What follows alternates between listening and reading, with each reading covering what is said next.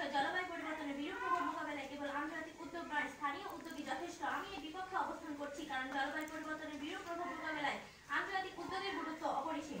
আজকে পৃথিবী যেন এক নতুন রূপ নিয়েছে, বদলে গেছে জলবায়ু, বদলে গেছে প্রকৃতির রং, বদলে গেছে বায়ু। ফসলের মাঠে আর আগের মতো নামে না বৃষ্টি, রোদও যেন আসে না।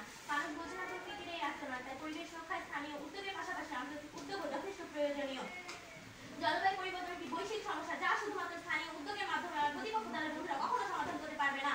স্থানীয় উদ্যোগ বলতে একটি সমাজকে বোঝানো হয়েছে, আর আন্তর্জাতিক উদ্যোগ বলতে পুরো একটি রাষ্ট্রকে বোঝানো হয়েছে। প্রতিপক্ষ দলের বন্ধুরা, আপনাদের আশা করি এটুকু বোঝাতে হবে না যে একটি রাষ্ট্রের ক্ষমতা বেশি না একটি সমাজের ক্ষমতা বেশি। জলবায়ু পরিবর্তনের ফলে দেশের বিভিন্ন স্থানে বিভিন্ন সমস্যা দেখা দেয়, যেমন বন্যা, ভূমিকম্প, ভূমিধস, পাহাড়ধস, খরা ইত্যাদি। আমার প্রতিপক্ষ দলের বন্ধু প্রথম বক্তা একটু আগে বলে গেলেন যে খরার কারণে লন্ডন থেকে এসে কি মানুষের সাহায্য করবে। হ্যাঁ, অবশ্যই তারা হয়তো লন্ডন থেকে এসে সাহায্য করতে পারে না, কিন্তু তাদের ব্যবহৃত তাদের তৈরি প্রযুক্তি দিয়ে আমরা খরাতে অনেক সমাধান করতে পারি।